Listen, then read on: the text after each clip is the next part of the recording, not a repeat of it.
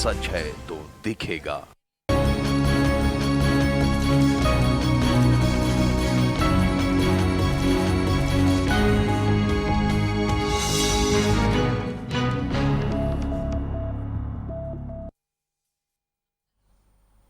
नमस्कार, मैं हूं सरोज कुमार। आप देख रहे हैं सरोकार। कुंदन पाहन एक ऐसा नाम जो पिछले एक दशक से ज्यादा वक्त से झारखंड में आतंक का पर्याय रहा है, जिसके खौफ से लोग डर जाते थे, जिसके कारनामे से पुलिस परेशान रहती थी, जिसकी हर वारदात सीधे सरकार और सिस्टम को चोट पहुंचाती थी। आज वो सरेंडर कर चुका है। बावजूद इसके ना तो पुलिस और ना सरकार के लिए सब कुछ आसान हुआ है, और ना ही कुंदन के लिए बड़ी राहत दिख रही है, क्योंकि अदालत इस पूरे मामले में सख्त दिख रही है।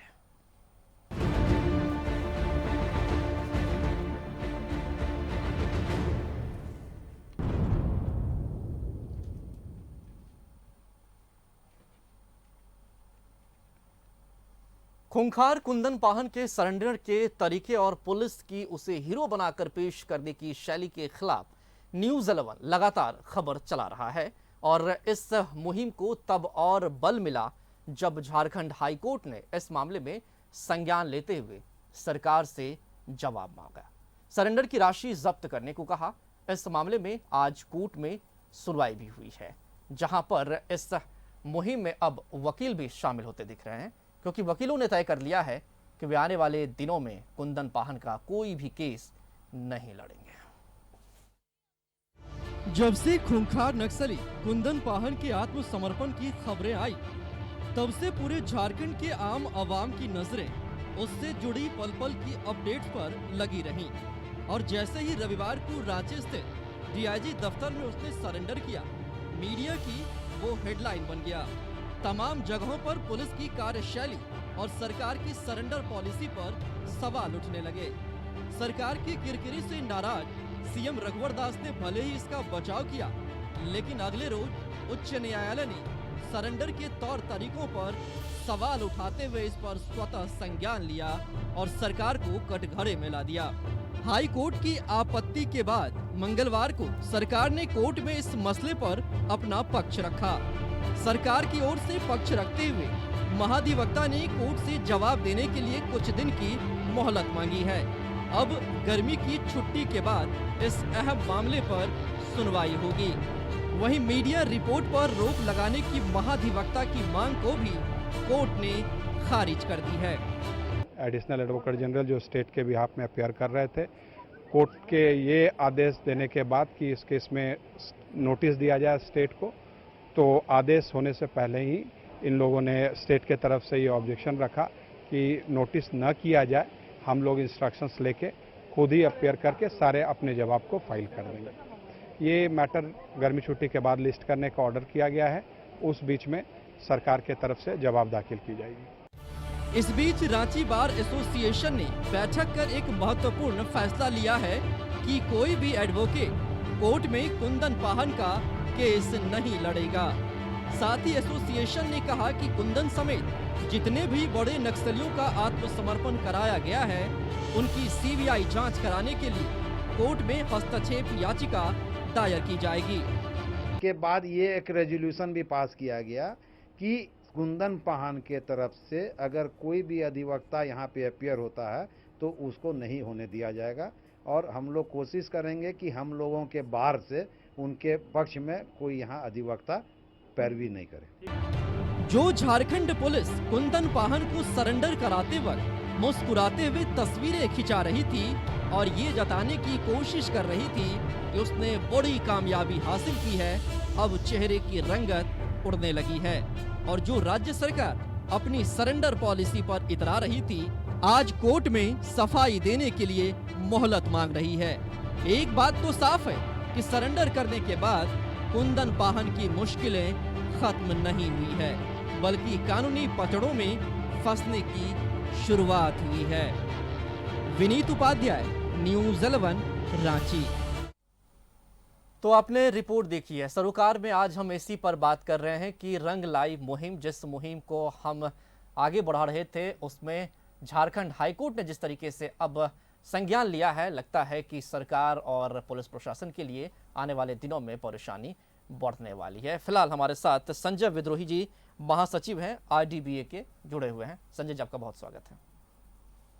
संजय जी, शुरुआत करते हैं। सबसे पहले आपसे ये जानना चाहते हैं, आप लोगों को किस बात पे आपत्ति है कि आप कह रहे हैं कि हम केस नहीं लड़ेंगे?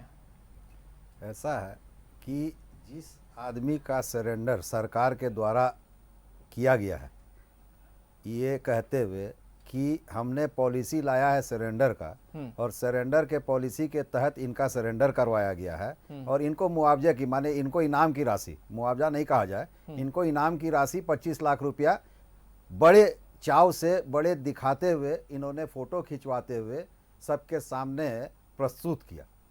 ये बहुत आश्चर्य की बात है। सरेंडर पॉलिसी एक पॉलिसी इसलिए बनाई गई थी, जैसी मेरी जानकारी है, कि जो युवा फिलहाल तुरंत में अपने काम से भटक कर नक्सली क्षेत्र में जा रहे हैं, नक्सली के साथ मिल रहे हैं, उन लोगों को सरेंडर कराकर उन लोगों के पुनर्वास के लिए और उन लोगों के लिए इन्होंने पॉलिसी लाई थी। अगर ये पॉलिसी, सरेंडर पॉलिसी में इस तरह के दुर्दांत, जो कि आप कुंदन पाहन के नाम से जिनके जानते हैं, अगर इन तरह के दुर्दांत को भी अगर सरेंडर पॉलिसी के तहत में आप सरेंडर करवाते हैं और उसको इनाम देते हैं, उसको खुली जेल में रहने की छूट देते हैं, उसे आप जमीन मुआवजा कराते हैं कि वो घर बना के रहे, तो मैं ये समझता हूं कि झारखंड में क्या, इसको जो भी देखेगा तो उसके मन में ये बात आएगा कि हम दूसरा काम काहे करें, हम भी काहे नहीं नक्सलियों के साथ जाके मिलें और उसी डायरेक्शन में काम करें, और जब मेरा भी नाम कुंदन पाहन जैसा हो जाए तो हम सरेंडर करके मूल धारा में आ जाएं। ठीक है, बहुत अहम बात कह रहे हैं और इस पर हम भी लगातार आपत्ति जता रहे थे और हम दर्शकों से भी अपील कर रहे हैं, अगर आप भी कुछ कहना चाहते हैं इस अहम मसले पर तो आप ज़रूर अपनी राय हमसे साझा कर सकते हैं, क्योंकि आपके साथ सरोकार के लिए ये बेहद अहम है कि कोई इस तरीके से हज़ारों आदमी, सैकड़ों आदमी की जान ले और फिर सरेंडर करे, बदले में इनाम भी पाए। फिलहाल हमारे साथ एक दर्शक इस वक्त जुड़ गए हैं रांची से। जी, बहुत स्वागत है। विकास, बताएं क्या कहना चाहते हैं? सर, अगर सरकार ऐसा करेगी तो हम लोग युवा लोग क्या करेंगे? हाँ, क्या आप सरकार से क्या कहना चाहते हैं कि इस तरीके से सरेंडर ना करवाएं ऐसे नक्सलियों को? नहीं, ये तो गलत शिक्षा जा रही है। ठीक है, ये तो गलत शिक्षा हम लोग तैयारी करते हैं, हम लोग क्या करेंगे? तब यही काम करेंगे कल से? नहीं, उसकी ज़रूरत नहीं है। आप अपना काम करें, बेहतर काम करें और समाज और राष्ट्र राज्य के लिए कुछ अच्छा करें। बहुत शुक्रिया हमसे जुड़ने के लिए। तो संजय जी, आपने सुनी होगी किस तरीके से दर्शक, युवाओं के मन में बहुत तरह किस तरह के सवाल आ रहे हैं। जो सवाल आप कह रहे हैं, युवाओं के मन में भी सवाल आ रहा है कि तब पढ़ाई का क्या फ़ायदा है, आप भी नक्सली बन जाइए, हथियार उठा लीजिए और काम कर लीजिए। बहरहाल, एक चीज़ हम समझना चाहेंगे कि क्या आपको नहीं लगता है कि जो न्यायिक प्रक्रिया में अपनी दलील रखने के लिए एक वकील का होना जो ज़रूरी होता है, वो अधिकार कुंदन पाहन को मिलना चाहिए अगर आने वाले वक्त में ऐसी बातें होती है?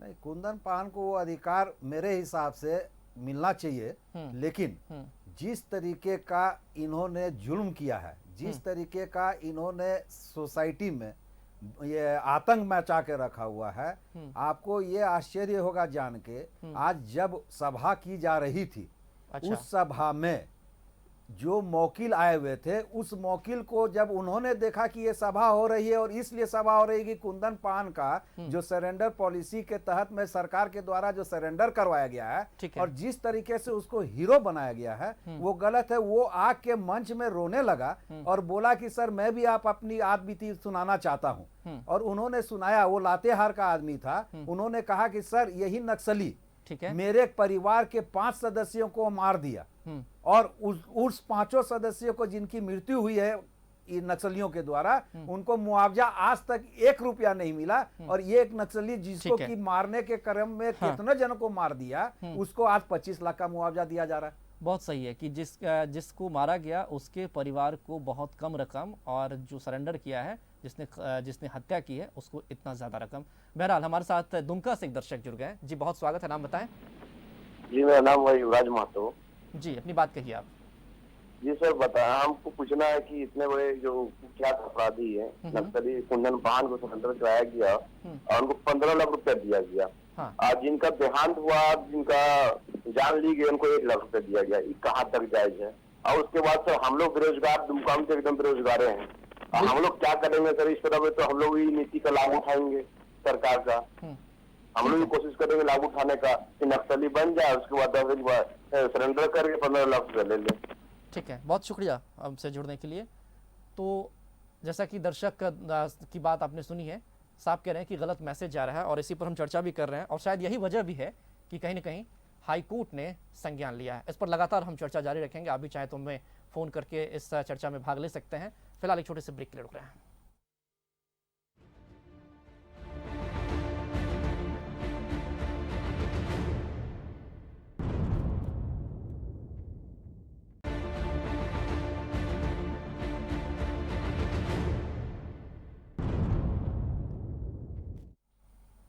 ब्रेक के बाद हाजिर हैं। हम लगातार बात कर रहे हैं कुंदन पाहन के सरेंडर को लेकर और सरेंडर के दौरान जो कुछ हुआ, सरेंडर को लेकर पुलिस की जो कार्यशैली है और सरकार की जो नीति है, इसको लेकर तमाम जगहों पर सवाल उठने लगे हैं।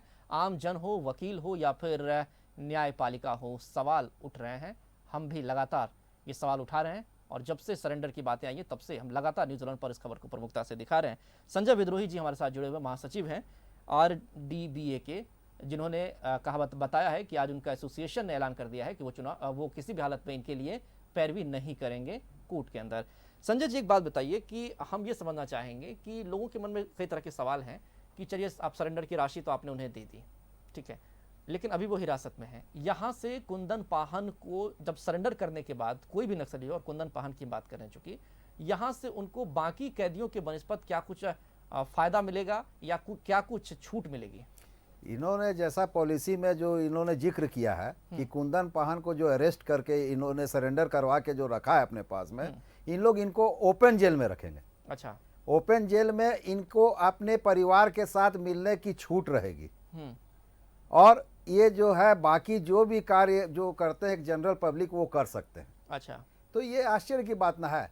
एक छोटे से कैदी को आप जेल के अंदर भर देते हैं, खाली इसीलिए जेल में डाला जाता है कि उसको जेल की दुर्दशा देखते हुए, जेल की स्थिति को देखते हुए आगे कोई जुल्म करने से कांपे वो, और उसको समझ में आए कि नहीं, अगर हम कोई गलत काम करते हैं और अगर हम जुडिशियल कस्टडी में जाते हैं, जेल कस्टडी में अगर हमको रहना पड़ता है, तो वहाँ की जो माहौल होती है, वहाँ की जो स्थिति होती है, वो दोबारा नहीं जाना चाहते हैं। लेकिन अगर आप ओपन जेल में रखिएगा, अपने परिवार के साथ मिलने दीजिएगा, तो कौन नहीं चाहता है कि हम जेल में जाएं?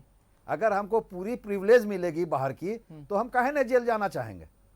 अच्छा, एक चीज़ और जानना चाहेंगे कि जो भी इन पर केस चल रहा है, जो भी मुकदमा चल रहे हैं, क्या उन मामलों में भी जब सरेंडर कर दिया जाता है किसी कैदी, किसी अपराधी के द्वारा या नक्सली के द्वारा, तो ऐसे मामलों में क्या कुछ राहत मिलती है सजा के पॉइंट ऑफ व्यू से? सजा में कोई राहत नहीं मिलेगी। सजा में तो जो सर देखिए, जो भी कोई मुकदमा होता है, वो मुकदमा में एक पार्टी स्टेट रहता है और स्टेट ही इनको सरेंडर करवा रहा है। तो जब स्टेट ही पैरवी करने में ढील दे देगा, तो आप समझ सकते हैं कि उसमें क्या होगा।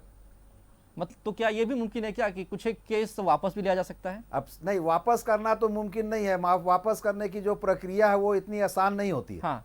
कोई भी मुकदमा अगर एक बार दर्ज हो जाता है तो उसकी वापस करने की प्रक्रिया बहुत लंबी होती है, बहुत जटिल होती है। वापस करना बहुत ज्यादा मुमकिन की बात नहीं है। अच्छा। लेकिन जब पार्टी एक सरकार है, इन्होंने मान लीजिए किसी का मर्डर किया, मर्डर जिसका किया, एक परिवार तो गवाह ना खाली रहेगा, लेकिन पार्टी तो सरकार बना, गवाह के उस जिसकी मर्डर हुई है उसके तरफ से सरकार लड़ती है। अब जब सरकार ही इसको सरेंडर कर रही है, सरकार ही इसको संरक्षण दे रही है, सरकार ही इसकी बातों को मान रही है, तो आप अंदाजा लगा सकते हैं कि आगे हर्ष क्या होगा मुकदमा का।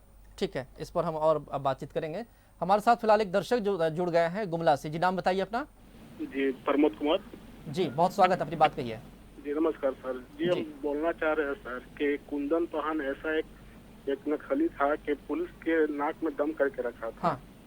ठीक है, और अभी जो कुंदन पाहन अपने आप को जो सरेंडर किया है, तो पुलिस सोच रही है कि मतलब हम बहुत बड़ा मतलब तीर मार लिए हैं। लेकिन पुलिस के मतलब गाल पर मतलब तमाचा किया है वो सरेंडर करके। ठीक है, क्योंकि वो हजारों मतलब कहा जाए कि मतलब कितने। ठीक है, आपकी बात हम समझ गए कि जिन लोगों का भी कत्ल किया गया उसमें तमाम तरह के लोग हैं, चाहे वो पुलिस के लोग हों या फिर कोई राजनेता हो, तमाम तरह के लोग हैं। बहरहाल एक दर्शक और हमारे साथ जुड़ गए इस वक्त राजस्थान से। जी, नाम बताइए। लक्ष्मीकांत बोल रहा हूँ सर। जी लक्ष्मीकांत जी, स्वागत है, अपनी बात कहें। सर मेरे गांव से कम 20 बच्चे आर्मी में और 10 बच्चे अभी तैयारी में है आर्मी के लिए। हाँ।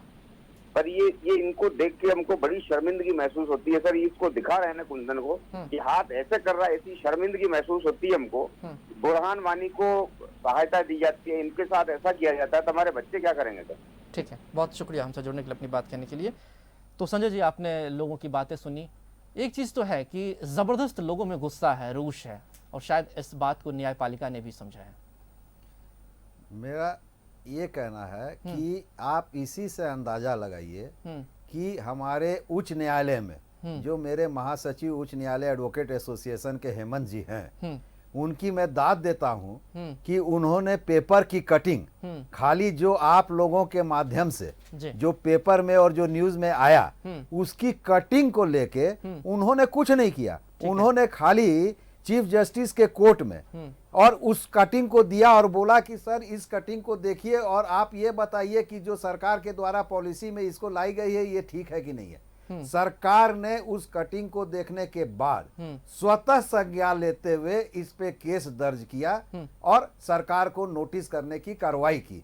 ये 4000 अधिवक्ताओं के बीच में एक अधिवक्ता आए हैं और मेरा ये कहना है कि अधिवक्ता समाज के दर्शक माने समाज को मार्गदर्शन देने वाले होते हैं। ये पूर्व से चली आ रही है, आज नहीं, ये सैकड़ों सालों से बात आ रही है कि एक अधिवक्ता का दायित्व बहुत ज्यादा होता है और इस दायित्व को निभाते हुए हेमंत जी ने किया और उसी का रिपरकेशन था कि एक आदमी के आने के बाद में रांची डिस्ट्रिक्ट बार एसोसिएशन में आज सकबगाहट हुई और वहां एक सभा का आयोजन किया गया और सभा का आयोजन करके वहां निष्कर्ष निकला। ठीक है कि केस हम नहीं लड़ेंगे, ठीक है, इस पर हम चर्चा लगातार जारी रखेंगे। एक दर्शक हमारे साथ जुड़ गए। जी, कहाँ से बोल रहे हैं?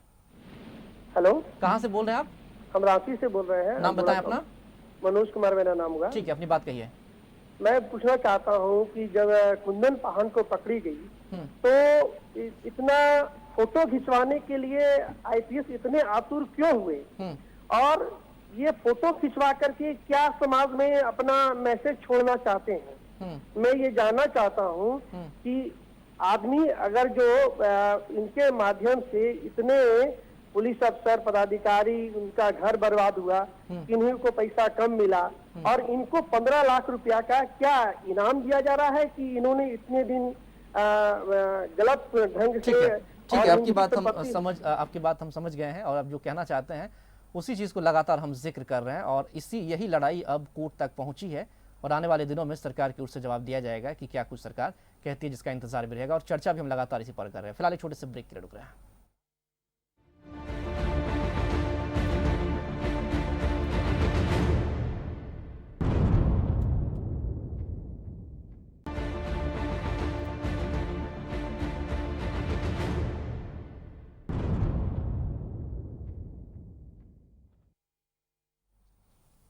ब्रेक के बाद हाजिर हैं। सरोकार में हम बात कर रहे हैं कुंदन पाहन के सरेंडर को लेकर और सरकार की बनाई गई सरेंडर पॉलिसी को लेकर, क्योंकि अब खामियां सामने दिखने लगी है और इसी पर हमारे साथ बात करने के लिए लगातार मौजूद हैं संजय विद्रोही जी। और जिस तरीके से यहाँ पर बार एसोसिएशन ने एक फैसला लिया है, वाकई वो सराहनीय है कि किसी भी हालत में कुंदन पाहन का केस वो नहीं लड़ेंगे, क्योंकि ये दुर्दांत अपराधी हैं जिन्होंने सैकड़ों लोगों की जान ली है और इस पर दर्शकों की भी हम लगातार राय ले रहे हैं। एक दर्शक इस वक्त हमारे साथ जुड़े हुए हैं। जी, नाम बताएं। जी, नाम मणिकांत जी हुआ। ठीक है मणिकांत जी, अपनी बात कहिए। बात ये है सर कि ऐसे लोग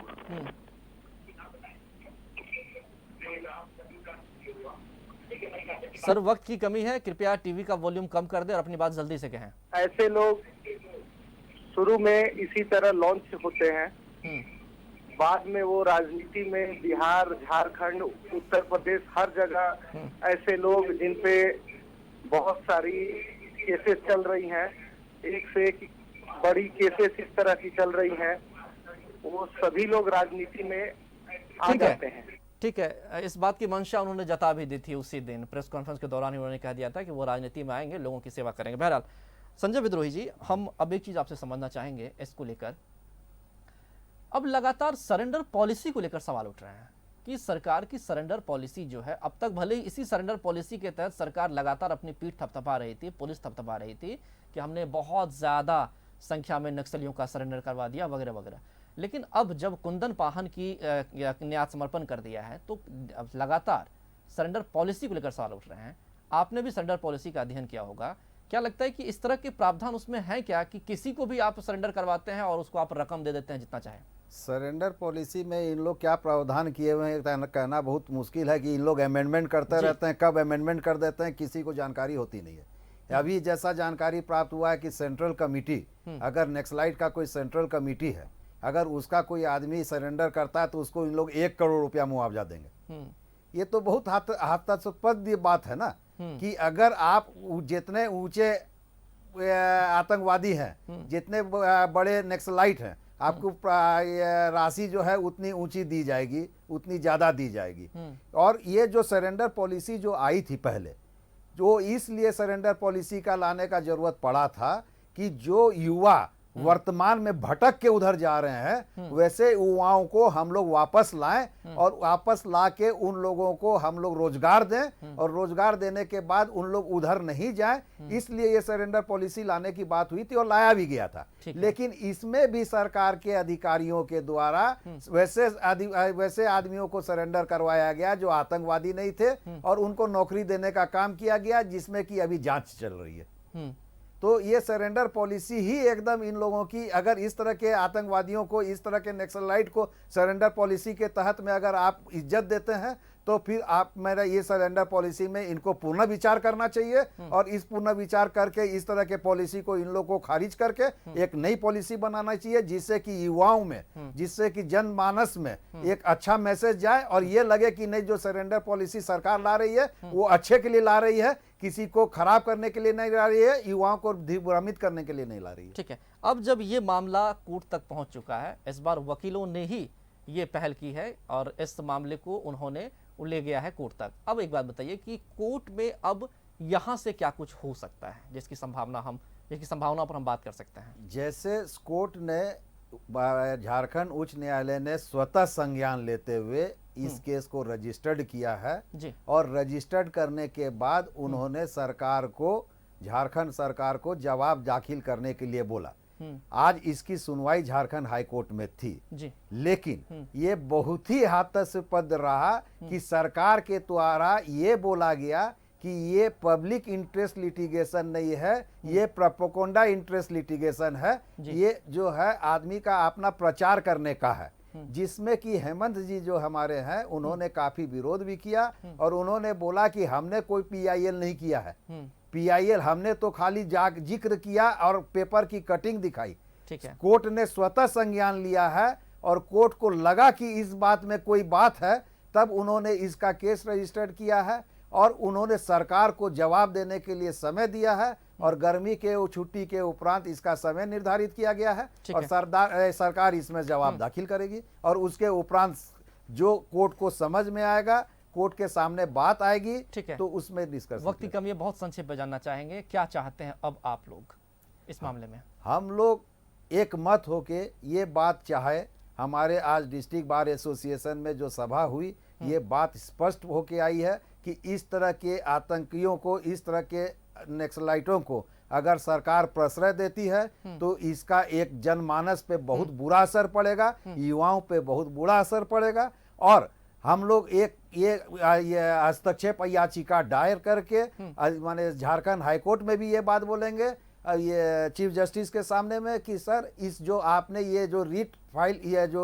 PIL को जो स्व मोटो लिया है इसमें आप इसको CBI के जांच में भेजिए, क्योंकि जब इसको CBI के जांच में जाएगा तो कोई बहुत बड़ी बात नहीं है कि इस सरेंडर पॉलिसी के पीछे में बहुत आदमी का नाम उजागर होगा जिनको इससे लाभ होने वाला था, जिनको डर था कि अगर वो पकड़ा जाता है कुंदन पाहन तो उनका नाम आ सकता है, उन लोग अपने नाम को छिपाने के लिए और जो कुंदन पाहन के पास में जो पेन ड्राइव मिला था, कई अहम सवाल आप उठा रहे हैं और ये बहुत अंदर की बात भी है कि सरेंडर को लेकर भी कहीं कोई खेल तो नहीं हो रहा है। संजय विद्रोही जी, आप हमारे साथ आए और इतनी जानकारी दी, चर्चा में अपने हिस्सा लिया, आपका बहुत शुक्रिया। उम्मीद करते हैं कि जिस दिशा में आप आगे बढ़ रहे हैं उस दिशा में आपकी जो सोच है उसमें कोर्ट का मुहर लगे और आने वाले दिनों में फैसला हक में हो, क्योंकि जनता भी यही चाहती है। जनता चाहती है कि ऐसे दुर्दांत अपराधी हो या नक्सली हो, उसके सरेंडर को लेकर कहीं कोई ढीला रवैया ना अपनाए पुलिस और सरकार। सरोकार में फिलहाल इतना ही, नमस्कार।